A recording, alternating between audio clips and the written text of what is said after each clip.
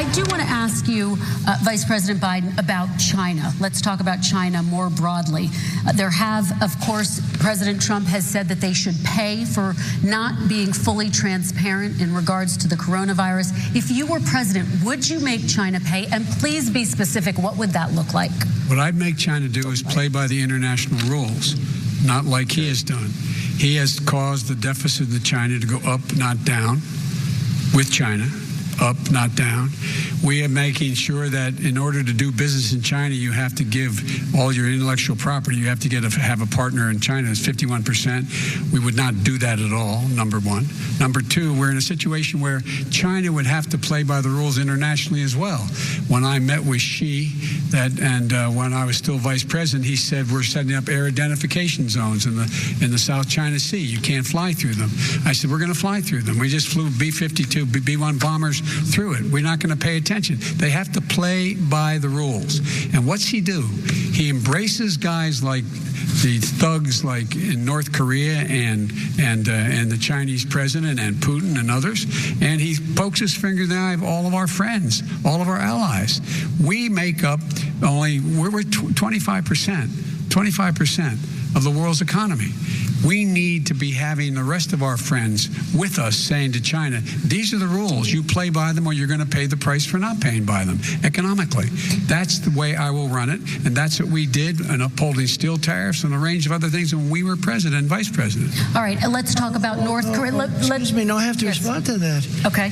Very quickly. And then we're going to move on to $1.5 billion from China to manage after spending 10 minutes in office and being in Air Force 2. Number one. Number two, there's a very strong email talking about your family wanting to make $10 million a year for introductions. President Trump, on China policy, though, what specifically are you going to do? What specifically are you going to do to make China pay? You've said you're going to make them pay. China is paying. They're paying billions and billions of dollars. I just gave $28 billion. New sanctions? I just gave $28 billion to our farmers. Taxpayers' money.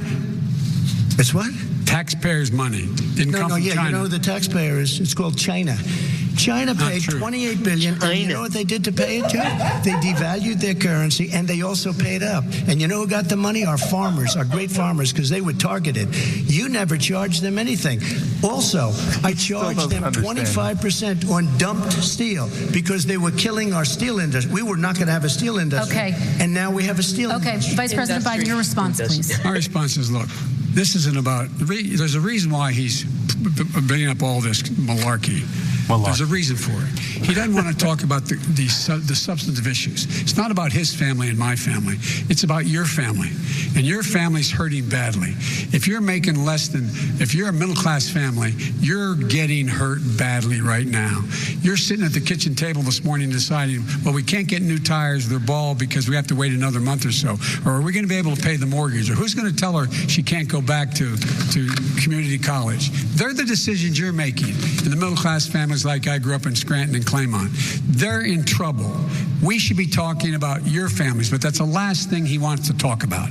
I want to talk about North Korea. Me, I do want to turn to 10 seconds, Mr. President. That's 10 seconds. Typical political statement. Let's get off this China thing, and then he looks, the family, around the table, everything. Just a typical politician when I see that. Let's talk about I'm not North a typical Korea politician. Okay, that's why I got elected. Let's get off the subject of China. Let's talk sitting around the table. All right. Come on, Joe, you can do better. We're going to talk about North Korea now. President Trump, you've met with North Korean leader Kim Jong-un 3 times. You've talked about your beautiful letters with him. You've touted the fact that there hasn't been a war or a long-range missile test, and yet North Korea recently rolled out its biggest ever intercontinental ballistic missile and continues to develop its nuclear arsenal. Do you see that as a betrayal of the relationship you forged? Just 30 seconds here because we need to get on to the next one. So when I met with Barack Obama, we sat in the White House right at the beginning, had a great conversation. It was supposed to be 15 minutes, and it was well over an hour.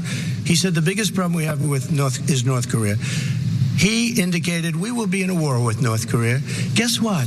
It would be a nuclear war, and he does have plenty of nuclear capability.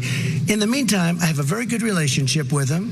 different kind of a guy, but he probably thinks the same thing about me. We have a different kind of a relationship. We have a very good relationship, and there's no war.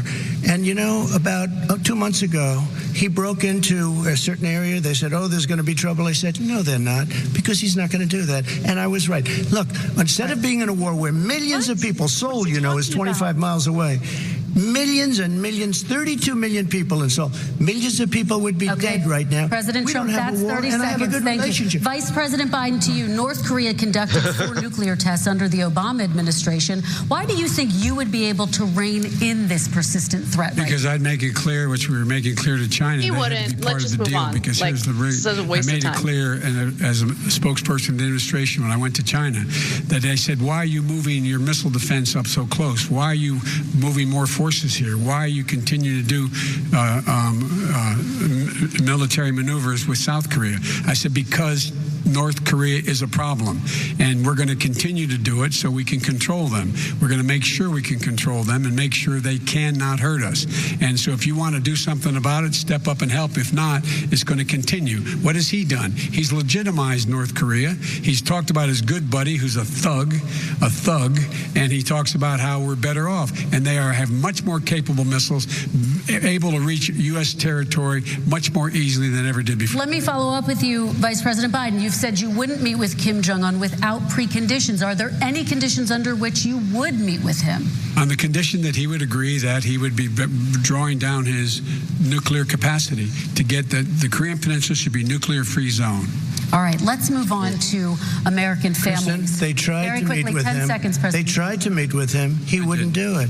He didn't like Obama. He didn't like. He wouldn't do it. Okay, I got to give him a chance to respond to that before we move on. And that's okay. You know what? Because he could have manipulated Obama the way he manipulated you. You look freaking people don't listen. Having a good relationship with leaders of other countries is a good thing. We have a lot of questions to get to. He's selling sheets and pillows to North Korea. With Hitler before he, in fact, invaded Europe, the rest of Europe. Come on. Come on. The reason he would not meet with President Obama is because President Obama said, we're going to talk about denuclearization. We're not going to legitimize you, and we're going to continue to put stronger and stronger sanctions on you. That's why he wouldn't meet with us. All right, and it didn't happen. Let's move on and talk about American families. He left me a mess, Kristen. President Trump, okay, we do need to move on. They left me a mess. North Korea was a mess. And in fact, if you remember the first 2 or 3 months, there was a very dangerous period in my first 3 months before we sort of worked things out a little bit. Okay. There was a they left us a mess. And Obama would be, I think, the first to say it was the single biggest problem he thought that our country. Okay, let's move on to American families and the economy. One of the issues that's most important to them is health care, as you both know. Today, there was a key vote on a new Supreme Court Justice, Amy Coney Barrett, and health care is at the center of her confirmation fight. Over 20 million Americans get their health insurance through the Affordable Care Act. It's headed to the Supreme Court, and your administration, Mr. President, is advocating for the court to overturn it. If the Supreme Court does overturn that law, those 20 million Americans could lose their health insurance almost overnight. So what would you do if those people have their health insurance taken away? You have 2 minutes uninterrupted. Sure. First of all, I've already done something that nobody thought was possible. Through the legislature, I terminated the individual mandate. That is the worst part of Obamacare, as we call it. The individual mandate where you have to pay a fortune for the privilege of not having to pay for bad health insurance. I terminated. It's gone. Now it's in court because Obamacare is no good. But then I made a decision. Run it as well as you can to my people, great people. Run it as well as you can. I could have gone the other route and made everybody very unhappy. They ran it. Premiums are down. Everything's down. Here's the problem. No matter how well you run it, it's no good. What we'd like to do is terminate it. We have the individual mandate done. I don't know that it's going to work. If we don't win, we will have to run it, and we'll have Obamacare, but it'll be better run. But it no longer is Obamacare, because without the individual mandate, it's much different. Pre-existing conditions will always stay. What I would like to do is a much better health care, much better, will always protect people with pre-existing. So I'd like to terminate Obamacare, come up with a brand new, beautiful health care. The Democrats will do it because there'll be tremendous pressure on them, and we might even have the House by that time, and I think we're going to win the House, okay? You'll see, but I think we're going to win the House.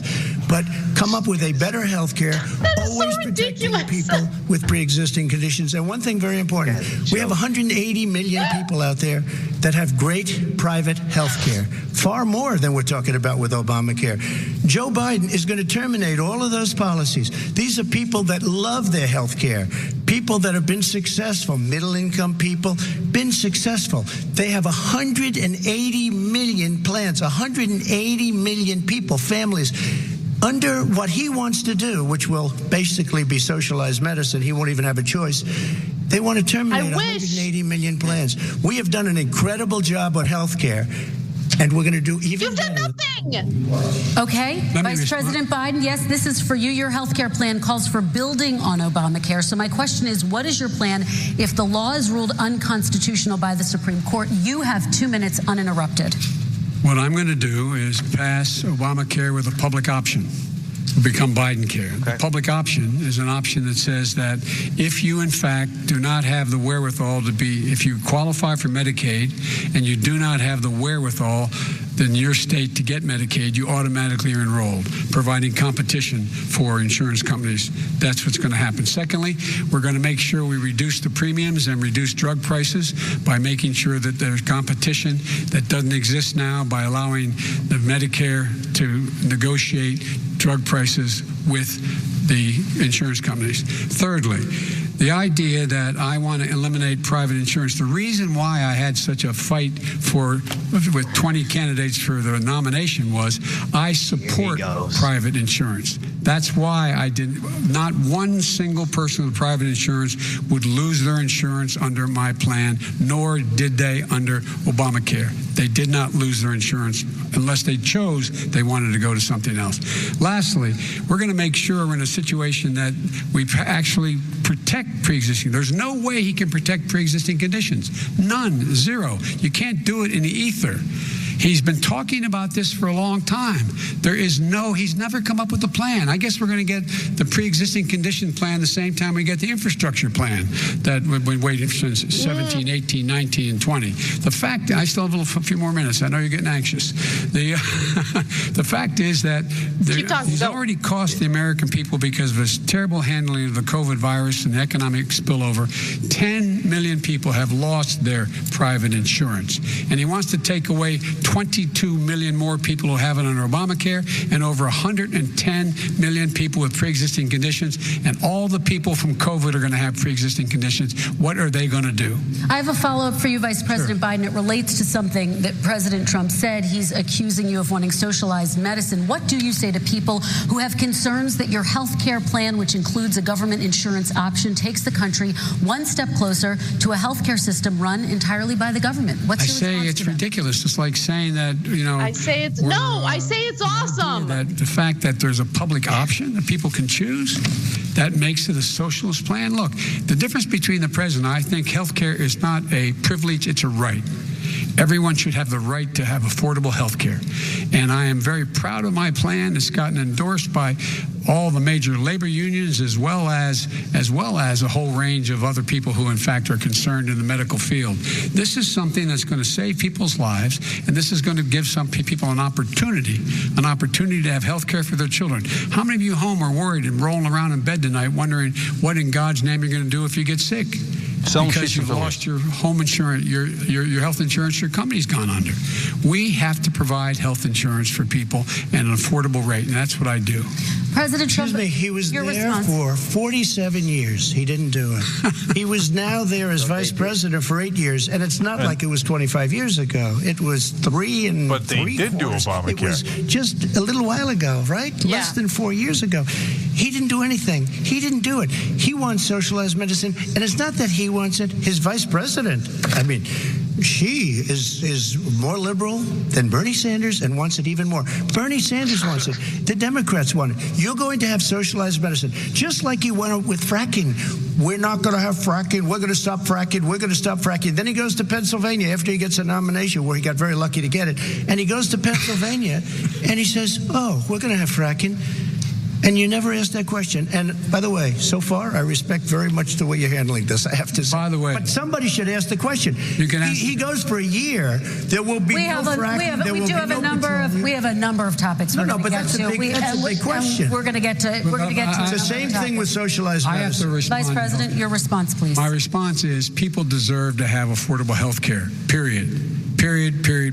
Say you did the affordable care. Will, in fact, provide for that affordable health care. Lower premiums. What we're going to do is going to cost some money.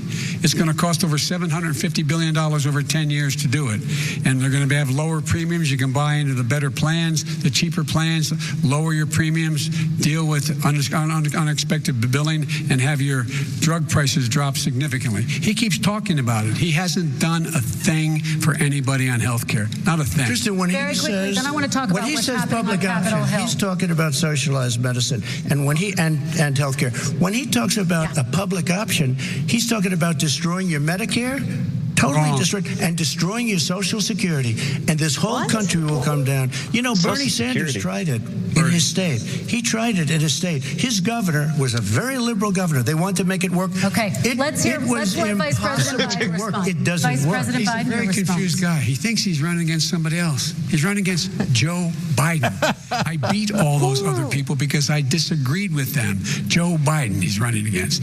And the idea that we're in a situation that they're going to destroy Medicare, this is the guy that the actuary at Medicare said, if in fact, at Social Security, if in fact he continues to withhold his plan to withhold the tax on Social Security will be bankrupt by 2023 with no way to make up for it. This is the guy who's tried to cut Medicare.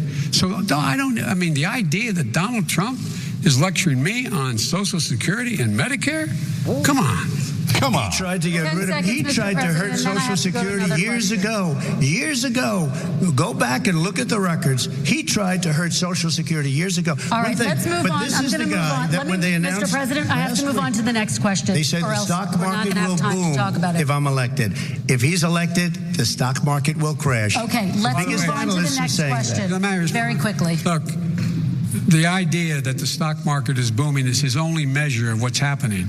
Where I come from in Scranton and Claymont, the people don't live off of the stock market. Just in the last three years during this crisis, the billionaires in this country made, according to the Wall Street, $700 billion more. $700 billion more because that's his only measure. What happens to the ordinary people out there?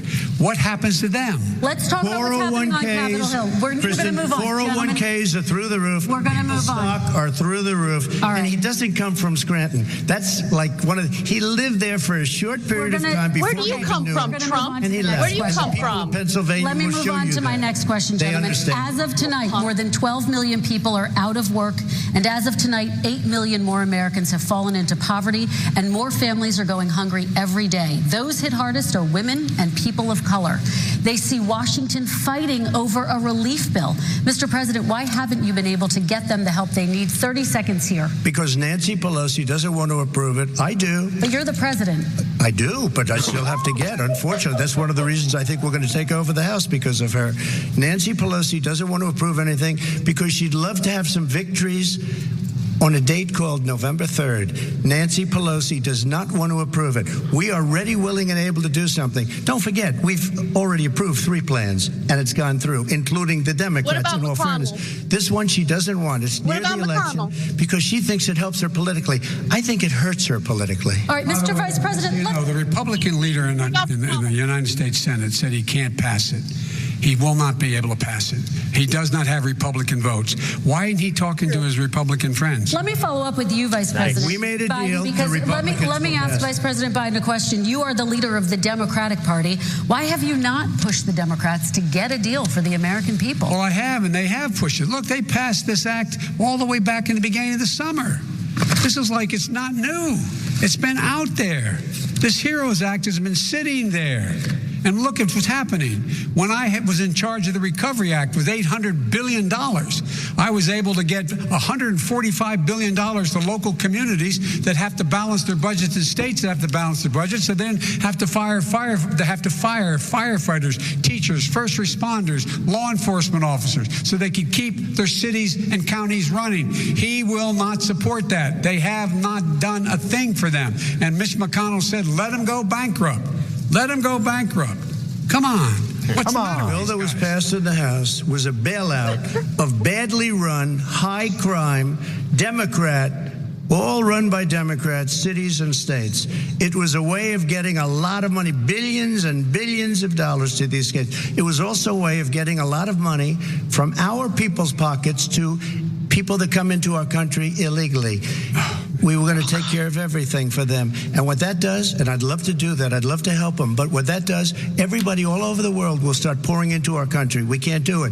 This was a way of taking care of them. This was a way of spending on things that had nothing to do with COVID, as per your question. But it was really a big bailout for badly run Democrat cities and states. All right, if I get elected, I'm running as a proud Democrat, but I'm going to be an American president. I don't see red states and blue states.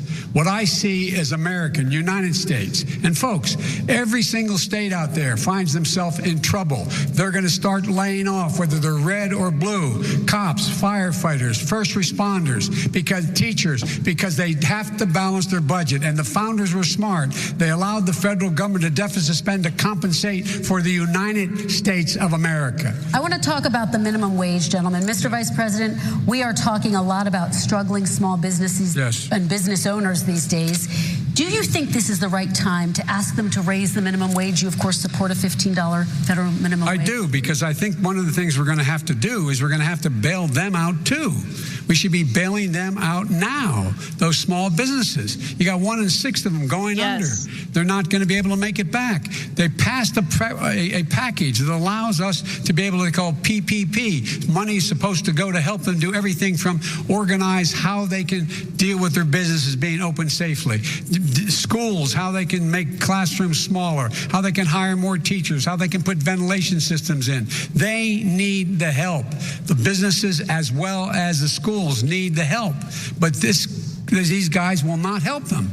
It's not giving them any of the money. We are going to move on to immigration, one thing very quickly, I said we have to help our small businesses by raising the minimum wage. That's not helping. I think it should be a state option. Alabama is different than New York. New York is different from Vermont.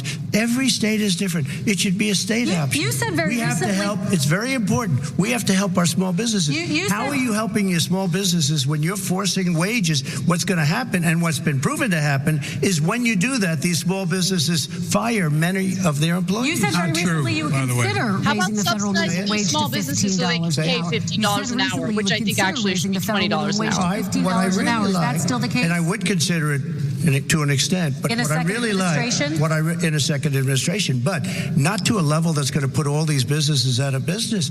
It should be a state option. Look, I've lived in different places. I know different places. They're all different. Some places, $15 is not so bad. They're all different. In other places, other states, $15 would be Okay, President Trump, thank you. Quick response, Vice President Biden. 2 jobs, 1 job, be below poverty. People are making $6, $7, $8 an hour. These first responders, we all clap for as they come down the street because they've allowed us to make it.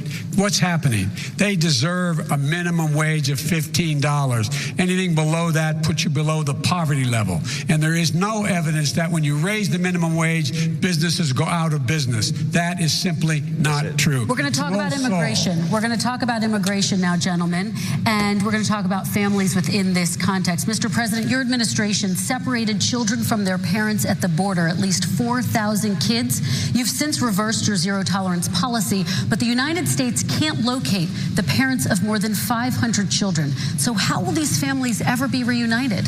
Our children are brought here by coyotes and lots of bad people, cartels, and they're brought here, and they used to use them to get into our country. We now have as strong a border as we've ever had. We're over 400 miles of brand new wall. You see the numbers, and we let people in, but they have to come in legally, and they come in through But merit. how will you reunite these kids with their families, Let me just tell you, Mr. President? they built cages. You know, they used to say, I built the cages, and then they had a picture in a certain newspaper, and it was a picture of these horrible cages, and they said, look at these cages. President Trump built them, and then it was determined they were built in 2014. That was him. Do you have a plan to reunite the kids? Yes, we're working on it we're trying very hard. But a lot of these kids come out without the parents. They come over through cartels and through coyotes and through gangs. Vice President Biden, let me bring you into this conversation. Quick response. And you'll separate them from their parents once they get to the border with their parents. Came with parents. They separated them at the border to make it a disincentive to come to begin with. Real tough. We're really strong. And guess what? They cannot, it's not coyotes didn't bring them over. Their parents were with them. They got separated from their parents. And it makes us a laughing stock and violates every notion of who we are as a nation. Let me ask you a follow-up Kristen, question. they did it. We changed the policy. Your response they to that? They did it. We changed. Did not. They built the cages. He's such a liar. Who built the cages, Joe? Let's talk about what Who we're built the talking cages, about. Joe? Let's talk about what we're talking about. What happened? Parents were ripped. Their kids were ripped from their arms and separated. And now they cannot find over 500 of the sets of those parents, and those kids are alone. Nowhere to go. Yep. Nowhere to go. 545 of them. It's criminal. It's criminal. Let me ask Kristen, you about I will say this. They 10 went down. We seconds, and brought then I need to ask reporters, you. everything. They are so well taken care of. They're in facilities that were so clean. But some of them haven't been reunited But with just their ask families. one question. Who built the cages? I'd love you to ask him that. Who built the cages? Let me ask about your immigration policy, Mr. Vice President. The Obama administration did fail to deliver immigration reform, which had been a key promise during the administration. It also presided over record deportations as well as family detentions at the border before changing course. So why should voters trust you with an immigration overhaul now? Because they made a mistake. It took too long to get it right. It took too long to get it right. I'll be president of the United States, not vice president of the United States. And the fact is, I've made it very clear. Within 100 days, I'm going to send to the United States Congress a pathway to citizenship for over 11 million undocumented people. And all of those so-called dreamers, those DACA kids, they're going to be immediately certified again to be able to stay in this country and put on a path to citizenship. The idea that they are being sent home by this guy and they want to do that is they've gone to a country they've never seen before. I can imagine you're 5 years old, your parents are taking you across the Rio Grande River, and it's illegal. And you say, oh, no, Mom, leave me here. I'm not going to go with you. They've been here. Many of them are model citizens. Over 20,000 of them are first responders out there taking care of people during this crisis.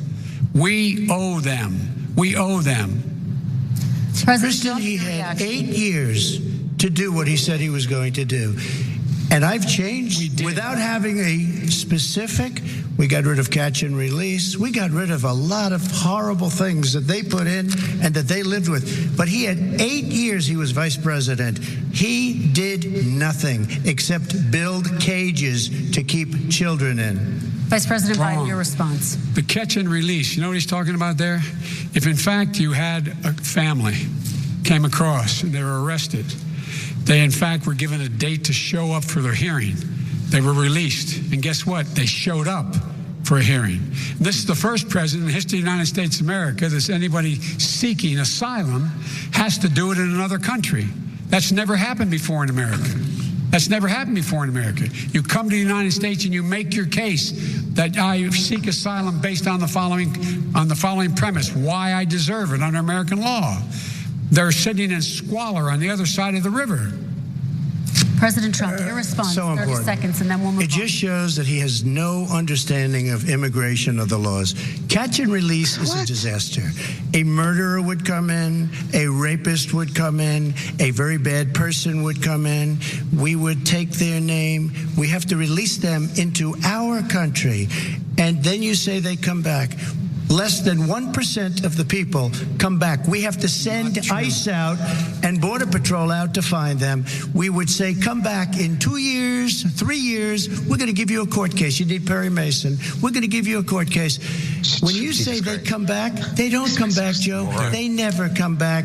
Only the really, I hate to say this, but those with the lowest IQ, they might come back. Okay, President Trump, let's give Vice President Biden a chance to respond, and then we're going to move on to the next section. You don't know the law, Joe. Vice President Biden, your response. Know the law. What he's telling you is simply not true. Well, check it out. They don't come back. Check it out. All right, let's move on. But we don't have to worry about it because they terminated it, so we don't have to worry about it. Let's move on to the next section. And you have 525 kids not knowing where in God's name they're going to be and lost their parents. Go ahead. All right, let's talk about our next section, which is race in America. And I want to talk about the way Black and brown Americans experience race in this country. Part of that experience is something called the talk. It happens regardless of class and income. Parents who feel they have no choice but to prepare their children for the chance that they could be targeted, including by the police, for no reason other than the color of their skin. Mr. Vice President, in the next 2 minutes, I want you to speak directly to these families. Do you understand why these parents fear for their children? I do. I do. You know, my daughter is a social worker, and she's written a lot about this. She has a graduate degree from the University of Pennsylvania in social work. And, you know, one of the reasons why I ended up working on the east side of Wilmington, Delaware, which is 90% African-American, was to learn more about what was going on. What I never had to tell my daughter, if she's pulled over, make sure she puts, for a traffic stop, put both hands on top of the wheel and don't reach for the glove box because someone may shoot you.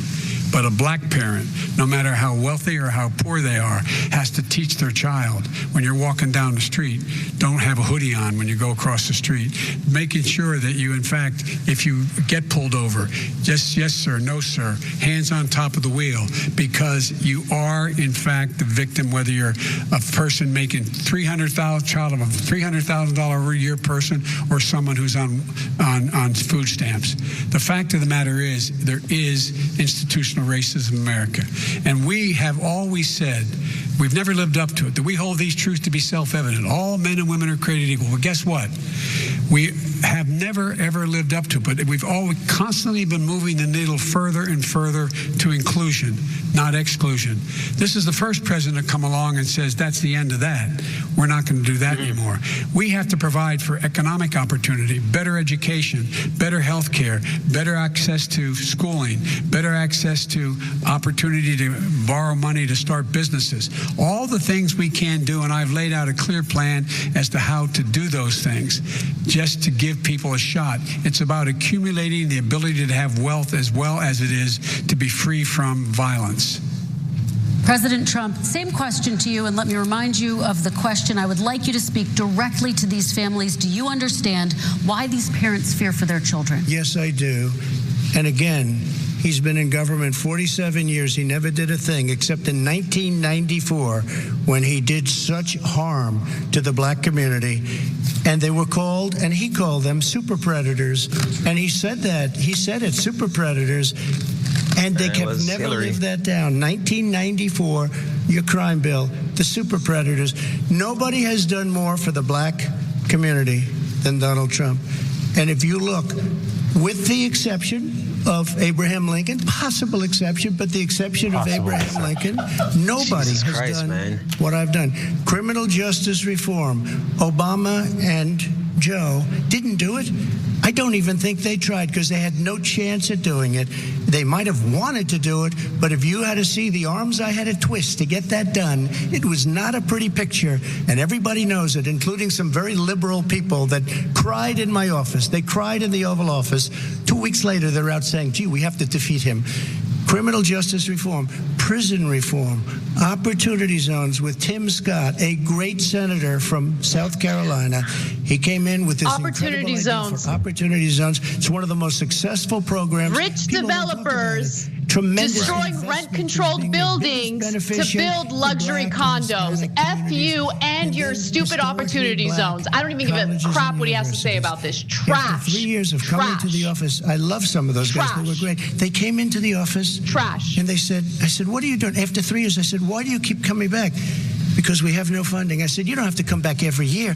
We have to come back because President Obama would never give them long-term funding, and I did. 10-year long-term funding, and I gave them more long-term funding to real estate developers. Trash. And I said, the only bad part about this is I may never see you again because I got very friendly with them, and they like me and I like them. But I saved historically black colleges and universities. Okay, and we're going to talk about both of your records, but your response to that, Vice President? My response to that is I never, ever said what he accused me of saying.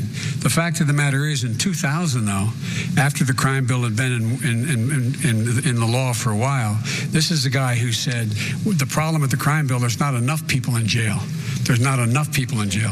And go on my website, get the quote, the date when he said it. Not enough people. He talked about marauding gangs, young gangs, and the people who are going to maraud our cities. This is a guy who in the Central Park five innocent black kids, he continued to push for making sure that they got the death penalty. None of them were guilty of the crimes they were suggested. Look, and talk about granted, he did in fact let 20 people, he commuted 20 people sentences. We commuted over 1,000 people sentences. Over 1,000. The very law he's talking about is a law that, in fact, initiated by Barack Obama. And secondly, we're in a situation here where the federal prison system was reduced by 38,000 people under our administration. And one of these things we should be doing, there should be no minimum mandatories in the law. That's why I'm offering $20 billion to states to change their state laws to eliminate minimum mandatories and set up drug courts. No one should be going to jail because they have a drug problem. They should be going to rehabilitation, not to jail. We should fundamentally change the system, and that's what I'm going to do. But why didn't he do it 4 years ago? Why didn't you do that 4 years ago, even less than that? Why didn't you do it? You were vice president. You keep talking about all these things you're going to do, and you're going to do this, but you were there just a short time ago, and you guys did nothing. We did. You know, Joe, I ran because of you. I ran because of Barack Obama. You're doing nothing. You're helping your cronies. Because you did a poor job. If I thought you did a good job, I would have never run. I would have never run. I ran because of you. I'm looking at you now. You're a politician. I ran because of you. All right, Vice President Biden, your response to that, and then I do have some questions for both of you. Well, I tell you what, I hope he does look at me, because what's happening here is, you know who I am. You know who he is. You know his character. You know my character. You know our reputations for honor and telling the truth. I am anxious to have this race. I am anxious to see this take place. The character of the country is on the ballot. Our character is on the ballot. Look at us closely. Let me ask some follow-up. Please respond, and then we're going to have follow-up questions. If this stuff is true about Russia, Ukraine, China, other countries, Iraq, if this is true, then he's a corrupt politician. Right. So don't give me the stuff about how you're this innocent baby. Joe, they're calling you a corrupt politician. Nobody's President Trump, I want to stay on the issue of race. We're talking about the issue. From hell. President Trump, we're talking about race right now, and I do want to stay on the issue of race. President Trump, I have to respond to that. Please, because look, very quickly. There are 50 former national intelligence folks who said that what he's accusing me of is a Russian plant. They have said that this has all the 5 former heads of the CIA, both parties, say what he's saying is a bunch of garbage. Nobody believes it except his and his good friend Rudy Giuliani. You mean the laptop is now another Russia hoax? That's exactly what. This is where he's going. The laptop is Russia. Gentlemen, I want to stay on the issue of race. No one cares about the laptop. You have to be kidding. Here we go again with Russia. We're going to continue on the issue of race. Mr. President, you've described the Black Lives Matter movement as a symbol of hate. You've shared a video of a man chanting white power to millions of your supporters. You've said that black professional athletes exercising their First Amendment rights should be fired. What do you say to Americans who say that kind of language from a president is contributing to a climate of hate and racial strife? Well, you have to understand, the first time I ever heard of Black Lives Matter, they were chanting pigs in a blanket, talking about police. Pigs, talking about our police. Pigs pigs in a blanket, fry them like bacon. I said, that's a horrible thing. And they were marching down the street. Yeah. And that was my first once, and they should have been chanting about you. Black Lives Matter. I thought it was a terrible thing. As far as my relationships with all people, I think I have great relationships with all people. I am the least racist person in this room. Well, what do you say to Americans who are concerned by that rhetoric? I don't know what to say. I got criminal justice reform done and prison reform and opportunity zones. I took care of black colleges and universities. I don't know what to say. They can say anything. I mean, they can say anything. It makes me sad because I am the least racist person. I can't even see the audience because it's so dark, but I don't care who's in the audience. I'm the least racist person in this room. Okay, Vice President Biden, let me ask you very quickly, and then I have a follow-up question for you. Abraham Lincoln here is one of the most racist presidents we've had in modern history. He pours fuel on every single racist fire. He's being sarcastic. Every single one. Started off his campaign coming down the escalator saying he's going to get rid of those Mexican rapists. He's banned Muslims because they're Muslims. He has moved around and made everything worse across the board. He says about the poor boys, last time we were on stage here, he said, I told them to stand down and stand ready. Come on. This guy has a dog whistle about as big as a foghorn.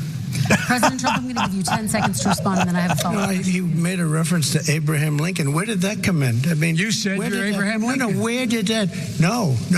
I said not since Abraham Lincoln has anybody done what I've done for the black community. And I'm saying, I didn't say I'm Abraham Lincoln. I said not since Abraham Lincoln has anybody done what I've done for the black community. Guys, so embarrassing. No, you have done nothing other than the crime bill, which put tens of thousands of black men, mostly, in jail. All right, let me ask remember Vice it President because if you look at what's happening with the voting right now, let me ask they Vice remember President that Biden you treated them very, very badly. Just take a look at what's happening out there. Vice President Biden, let me give you a chance to respond within this context. Crime bills that you supported in the 80s and 90s contributed to the incarceration of tens of thousands of young black men who had small amounts of drugs in their possession. They are sons, they are brothers, their fathers, their uncles, whose families are still to this day, some of them suffering the consequences.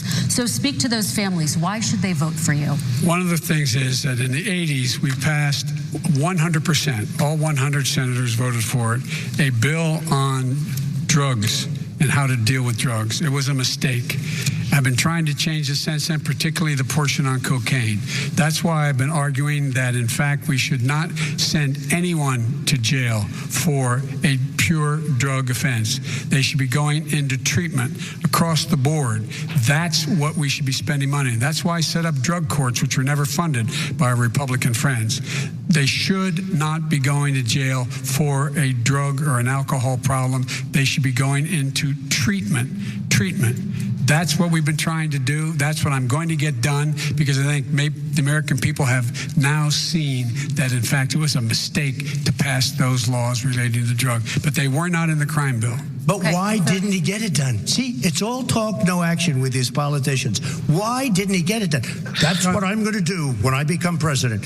You were vice president along with Obama as your president, your leader, for 8 years. Why didn't you get it done? You had 8 years to get it done. Now you're saying you're going to get it done because you're all talk and no action, Jim. We got a lot of it done. We released 38,000. We got 38,000 prisoners left from the. You got nothing done. 38,000 prisoners were released. What did you get done, punk? There were over 1,000 people who were given clemency.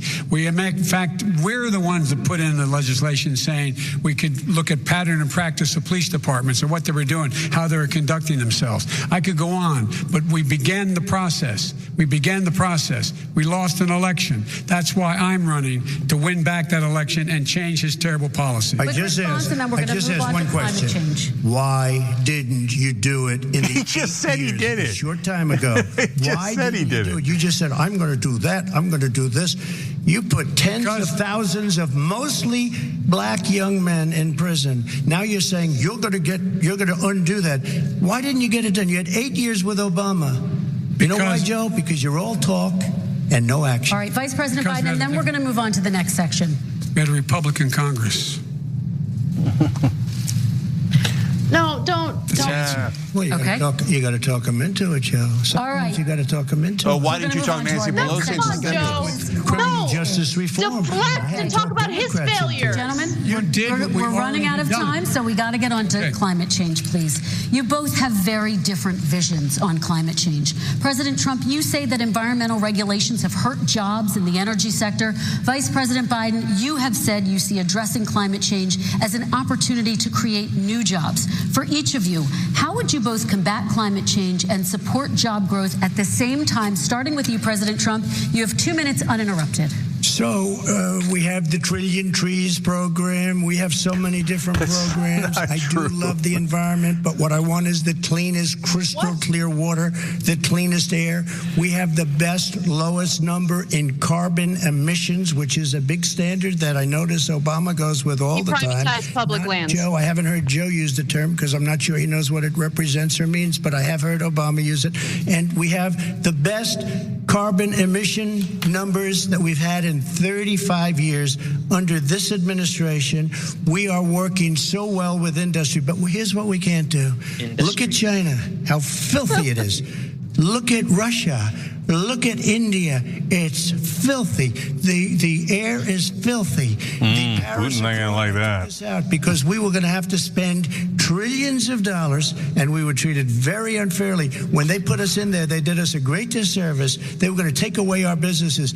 I will not sacrifice tens of millions of jobs, thousands and thousands of companies because of the Paris Accord. It was so unfair. China doesn't kick in until 2030. Russia goes back to a low standard, and we kicked in right away. It would have destroyed our businesses. So, you ready? We have done an incredible job environmentally. We have the cleanest air, the cleanest water, and the best carbon emission standards that we've seen in many, many years. Vice President Biden. And we haven't destroyed our industries. Vice President Biden, 2 minutes to you, uninterrupted. Climate change. You have to keep bailing out your industries. Global warming is an existential threat to humanity. We have a moral obligation to deal with it. And we're told by all the leading scientists in the world we don't have much time. We're going to pass the point of no return within the next 8 to 10 years. 4 more years of this man eliminating all the regulations that were put in by us to clean up the climate, to limit the limit of emissions, will put us in a position where we're going to be in real trouble. Here's where we have a great opportunity. I was able to get both all the environmental organizations as well as labor, the people worried about jobs, to support my climate plan, because what it does, it will create millions of new good-paying jobs. We're going to invest in, for example, 50,000 charging stations on our highways so that we can own the electric car market of the future. In the meantime, China is doing that. We're going to be in a position where we're going to see to it that we're going to take 4 million existing buildings and 2 million existing homes and retrofit them so they don't leak as much energy, saving hundreds of millions of barrels of oil in the process and creating significant number of jobs. And by the way, the whole idea of what this is all going to do, it's going to create millions of jobs, and it's going to clean the environment. Our health and our jobs are at stake. That's what's happening. And what right now, by the way, Wall Street firms indicated that my plan will in fact create 18.6 million jobs, 7 million more than his. This is from Wall Street, and I'll create $1 trillion more in economic growth than his proposal does. Not on climate, just on the economy. President Trump, today came out and said very strongly, $6,500 will be taken away from families under his plan, that his plan is an economic disaster. If you look at what he wants to do, if you look at his plan, his environmental plan, you know who developed it? AOC +3. They know nothing about the climate. I mean, she's got a good line of stuff, but she knows nothing about the climate. What is good line of stuff? And they're all hopping through hoops for AOC +3. Look, Their real plan cost $100 trillion. If we had the best year in the history of our country for 100 years, we would not even come close to a number like that. When he says buildings, they want to take buildings down because I want to make bigger windows into smaller windows. As far as they're concerned, if you had no window, it would be a lovely thing. This is the craziest plan that anybody has ever seen. And this wasn't done by smart people. No. This wasn't done by... No. Oh, no. Okay, we're having a slight issue. We'll get right back to it. But he said, what does that mean when he said about AOC? She has a good line of stuff. I don't know what that means. And he's like, no, it's not. I think she has a good line of stuff. Long, good line of stuff. And he was, when he got cut off there for a second, we'll have it right back for you guys. But he was saying they're not having smart people work on it. What, smart people like you? The guy who hides his high school grades? A smart guy like that? So, I mean, who isn't? I can't wait to do the analysis right after the debate. We'll, again, like I said, we'll have it back on in a second. But when he says stuff like, I'm the least racist person in this room, to an African-American moderator. I mean, who doesn't laugh out loud? He's just such a clown. So he's more under control in this debate than he was in the others, but all right, here we go. Is the electric, solar energy and wind. He thinks wind causes cancer, windmills. It's the fastest growing jobs, and they pay good prevailing wages, $45, $50 an hour. We can grow and we can be cleaner if we go the route I'm proposing. President Trump, please respond, and then I have to follow. We are energy independent for the first time. We don't need all of these countries that we had to fight war over because we needed their energy. We are energy independent. I know more about wind than you do. It's extremely expensive. Kills all the birds.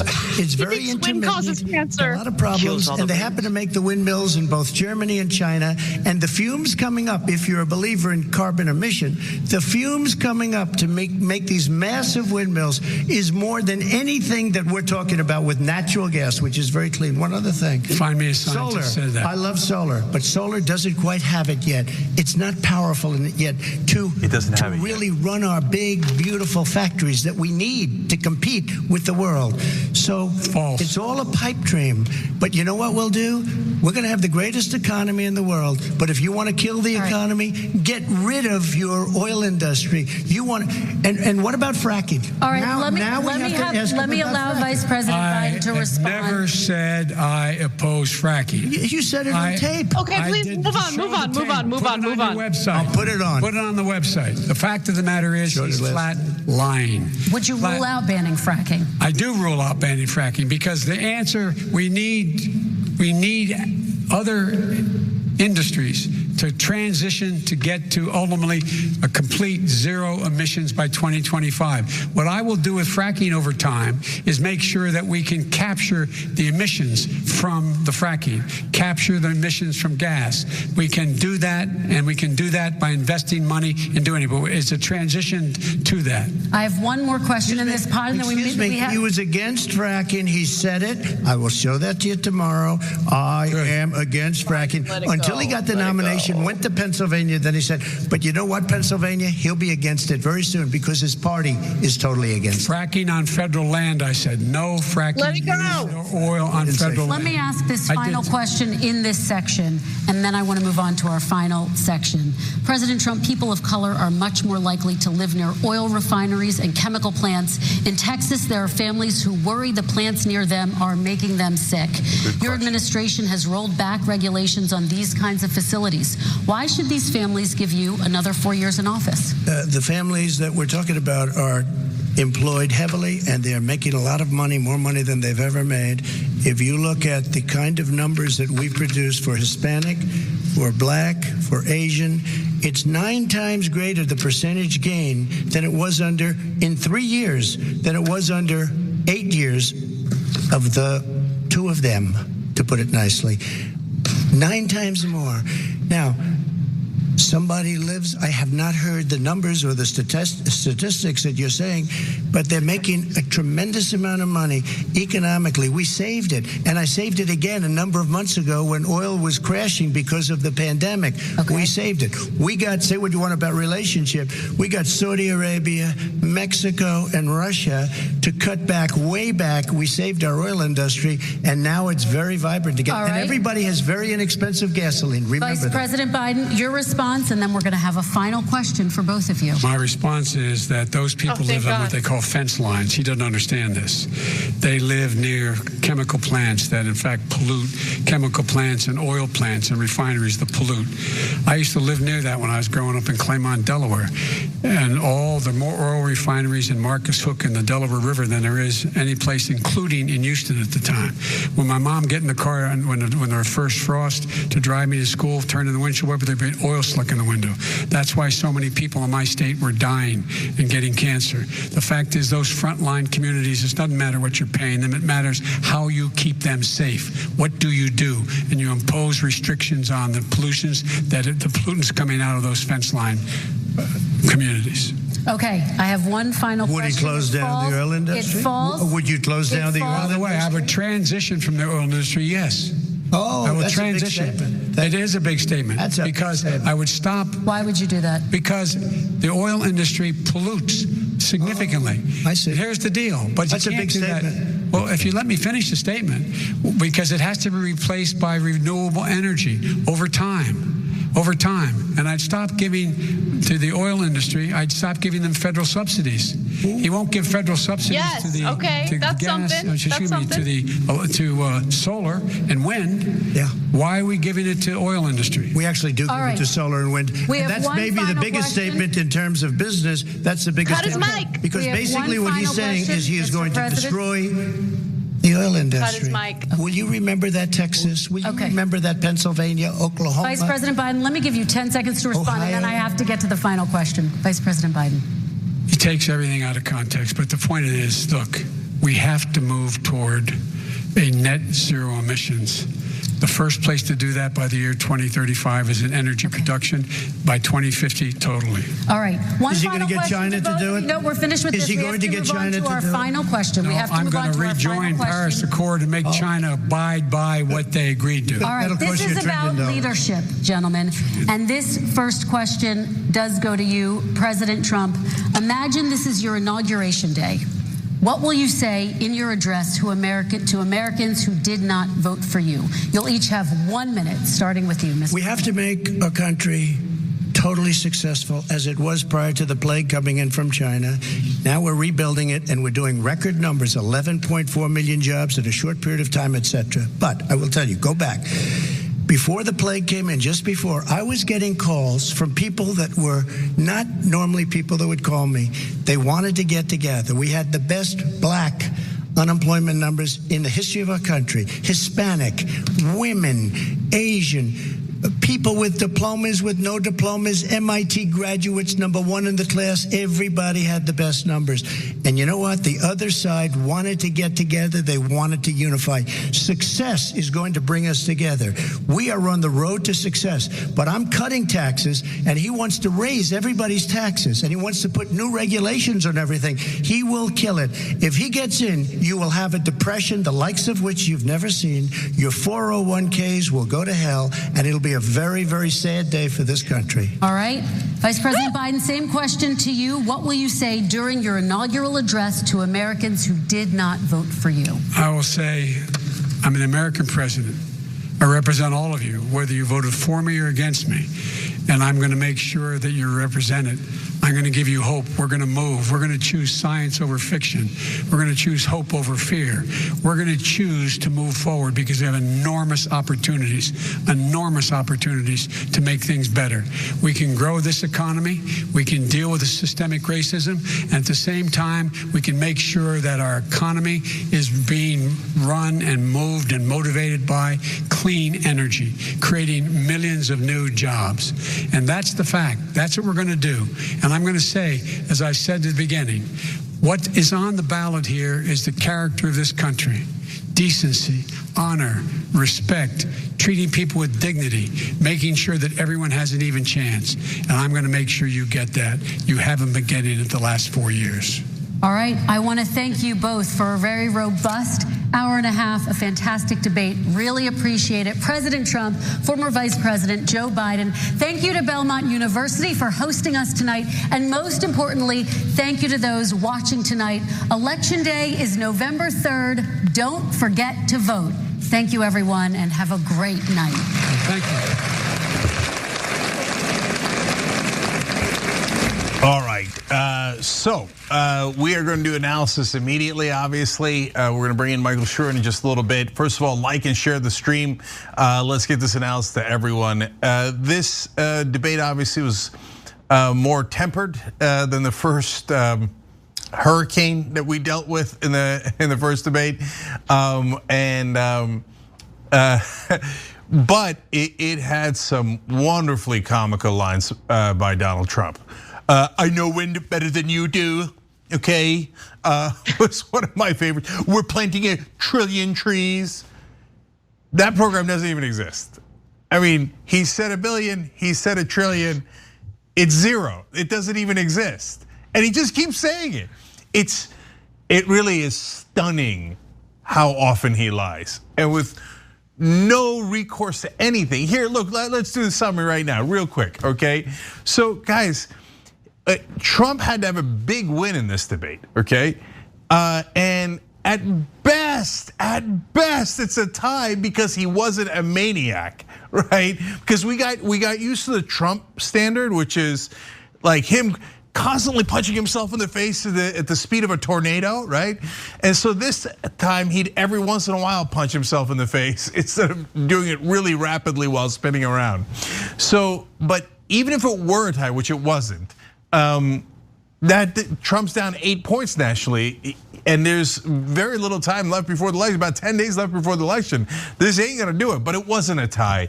I mean, if you're sitting at home, even if you're a Trump supporter, how do you not get embarrassed by those lines? When he says he knows wind better than Biden, and Biden is right. Trump once said the windmills cause cancer. The guy's a lunatic. He says he plants 1 trillion trees. He hasn't planted one. He said that he's doing great on coronavirus goggles. I don't know what he's talking about. Nobody knows what he's talking about. He said Biden's selling sheets and pillows. I've never heard that in my life. What are you doing? He's like, the Russians gave him $3.5 million. I mean, I know, and so did a Nigerian prince who had to get his money out of the country. I mean, as long as we're making things up, why not? But of course, 2 classic lines were, no one has been better to African Americans than Donald Trump, with the possible exception of Abraham Lincoln. So, Biden got in all that trouble when he said, if you're black, or if you vote for Trump, you can't be black, or something along those lines. But if you're a black supporter of Donald Trump, how do you not get embarrassed when he says, maybe with the possible exception of Abraham Lincoln? And then later he went on to say, I'm the least racist person in this room. He said it to an African-American moderator.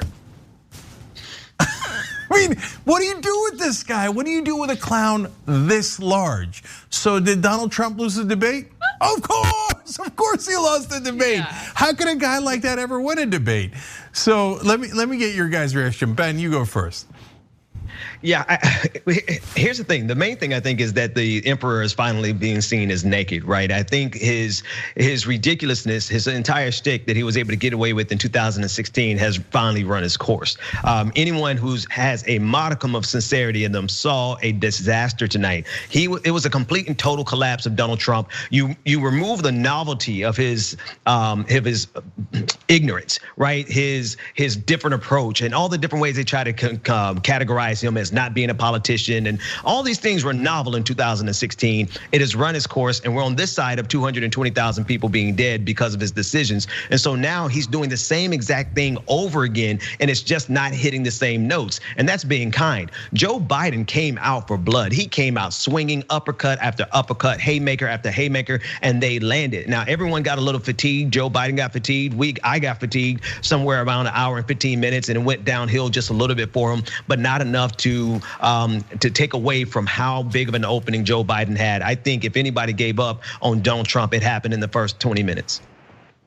Yeah, Ben, you're 100% correct. I totally agree with your assessment. I think that Biden's performance was incredibly strong throughout the debate. Toward the end, I agree. He was fumbling just a little bit, but not enough to, give Donald Trump the edge in this debate. Trump was fumbling, bumbling. He looked like a clown. And look, I'm saying this specifically regarding like his performance and inability to respond to the very specific examples that Joe Biden provided in regard to Donald Trump's failures in his first term. That's what I wanted to see more of during the debate between Kamala Harris and Mike Pence. And I really did think that Kamala Harris was gonna deliver. But in this debate, luckily we did see Joe Biden show up ready to fight, ready with actual specific examples. There were a few moments that certainly didn't please me with either one of the candidates, especially when it came to environmental policy and foreign policy. I think they're both awful when it comes to those two issues. But still, in terms of optics, in terms of what I think most American voters see and care about, Biden unquestionably won this debate. There's no question. Yeah, and actually, it wasn't just that Trump was a clown, and I have got more examples of that. But it was that Biden was strong. He punched back really effectively on the tax. He said, "What are you hiding? Why don't you just tell me what are you hiding?" And that's a great question. The Chinese bank account. What are you hiding? He did his classic Biden things too, all throughout the debate. Come on. And he hit him with a malarkey or two. But he also had good substantive points, like when they were talking about race, he brought up Central Park 5. Finally, a Democrat does it, right? It took 5 long years for them to bring up Central Park 5. Here's 5 minority kids who were proven innocent, and Trump thought they should be killed anyway. I mean, that's so outrageous. When people ask, what has he done that's racist? To me, that's one of the top things on the list. He said, and when he said, they should, still be punished in that extreme way. He said, well, what were they doing in Central Park? They were probably up to no good anyway. Oh my God! I mean, it's the classic racist line. I don't know, they're minorities. They must have been up to no good anyway. Let's just kill them. It's unreal, right? So, and then you get to the clownish stuff. When he says, they say therapeutics. I took therapeutics. They say it's not a cure. I think it might be a cure. You think it might be a cure? Therapeutics is totally different than a cure. You're in charge during coronavirus. Well, no wonder we lead the world in number of deaths, because you don't even know the difference between a therapeutic and a cure. And then he says, I might be immune. That's what some say. No, nobody says that. Nobody says you're immune. You're in much better shape now. You're far less likely to get it, but you're not immune. No doctor actually says that. And he kept saying, as he was talking about coronavirus, I don't know. You should know. We've had the pandemic now for 10 long months. 220,000 people are dead, and you're still on a national debate stage talking about how I don't know what happened. Jesus Christ. And then the weird cryptic reference, the nonstop lies about Biden's record. Well, Biden's got plenty of things wrong with his record, and we've talked about it. And on the rare times that he's right, so when he said, hey, you attacked Social Security, that's true. Biden did in some of his speeches, and we pointed that out earlier. But that's a very rare situation where Trump was right. More often than not, he's like, and then there was the guy who was a business guy, and he said, the big man, and I think you're the big man, I think. Nobody knows what you're talking about. And you just sound like a guy calling him, I think you're the big man. That almost sounds positive. And I mean, I can go all night, because he went for an hour and a half of total rubbish. I don't know why I used the word rubbish. What am I, English all of a sudden? Anyway, and I want to go to you, and then I want to give you one last really important, terrible line from Trump. Go ahead. It sounds like you've been watching Peppa Pig. I thought you said Ben. Go ahead, Peppa. No, I just wanted to say, the weakest moments for Biden were when he was attacked from the left. I mean, obviously it's fake leftism from Trump, right? Mostly on foreign policy and mostly foreign policy. Imagine if you had a real leftist on that stage. You know, like obviously I'm talking about a hypothetical here, but someone who would respond to a $15 an hour minimum wage with, no, you know what, $15 an hour, not enough. Instead of subsidizing fossil fuel companies, why don't we subsidize actual small businesses that can't afford a $20 or $25 an hour minimum wage to ensure that they pay their employees at least that much? That is the minimum. Imagine how popular that kind of messaging would be. Like I know that I'm sharing a hypothetical here, but the weakest moments for Biden, which were, to be fair, there were a few compared to Trump. I mean, Trump was littered with weak moments. Those weak moments could have easily been aided with leftist ideology that is overwhelmingly appealing to the vast majority of Americans who are workers, who know what it's like to make $7.25 an hour, who know what it's like to be laid off right now, who know what it's like to be evicted or pushed out of their rent-controlled apartments. So these disgusting, greedy real estate developers can knock those buildings down so they can construct these ridiculous luxury apartments and condominiums. I just think about how even now, I know that nationally speaking, in the national polls, Biden is doing well. But in some of these swing states, in some of these battleground states, the election is a toss-up. And that worries me. I would argue that it wouldn't be that case if Biden had pivoted more toward a leftist message that focuses primarily on working Americans as opposed to his donors. But with that said, I think Biden did really well tonight. I think that Trump did not prepare, and it certainly showed. And he embarrassed himself over and over and over again, and I love to see it. Yeah, and look, I debate a little differently than Democrats do, okay?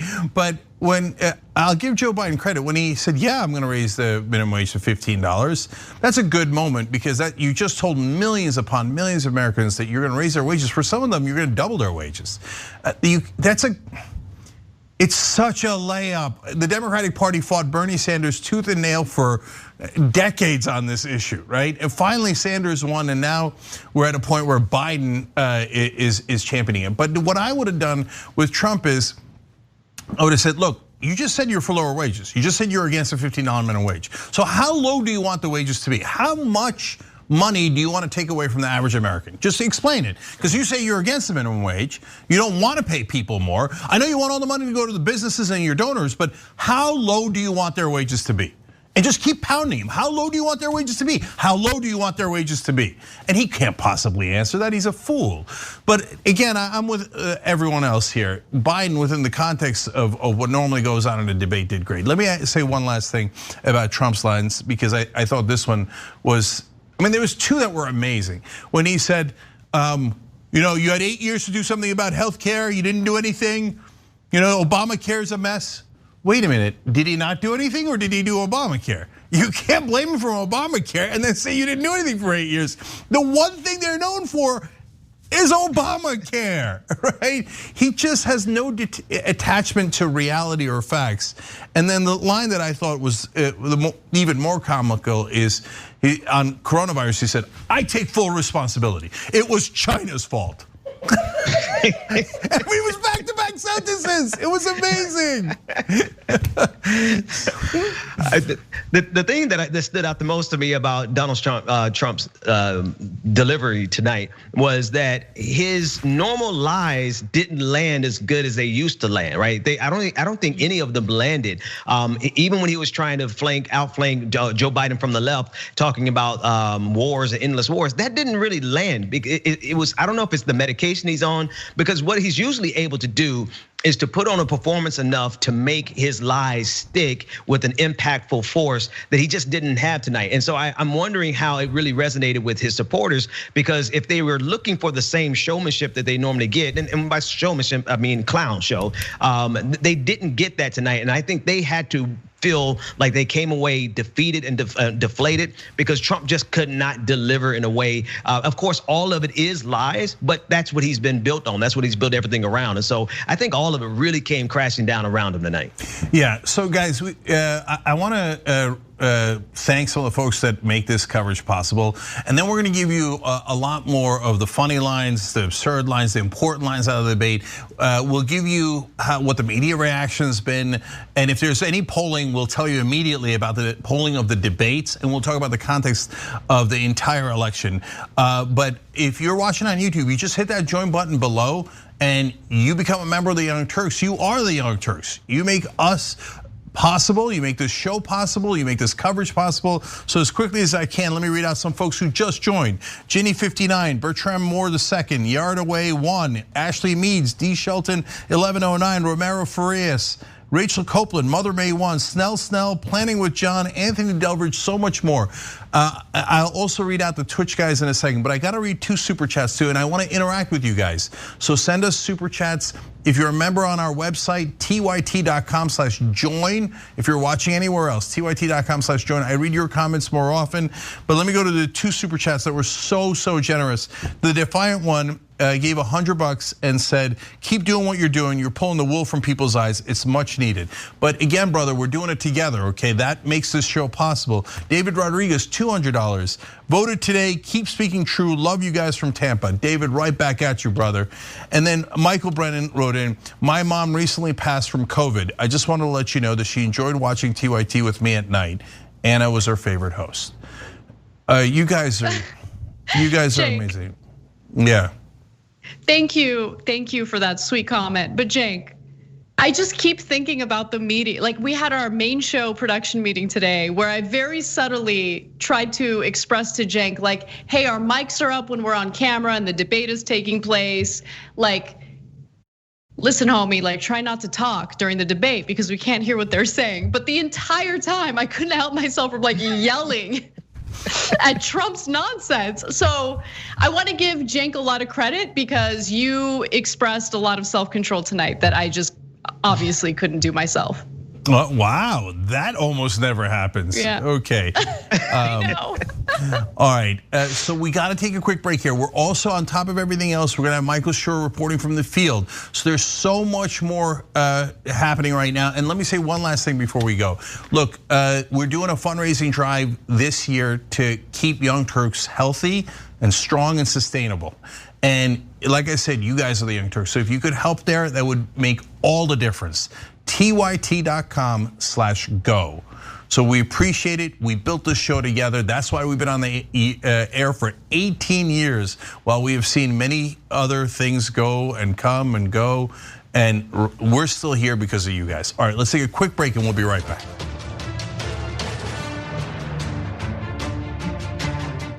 Thanks for listening to the full episode of the Young Turks. Support our work, listen ad-free, access members-only bonus content, and more by subscribing to Apple Podcasts at apple.co/TYT. I'm your host, Cenk Uygur, and I'll see you soon.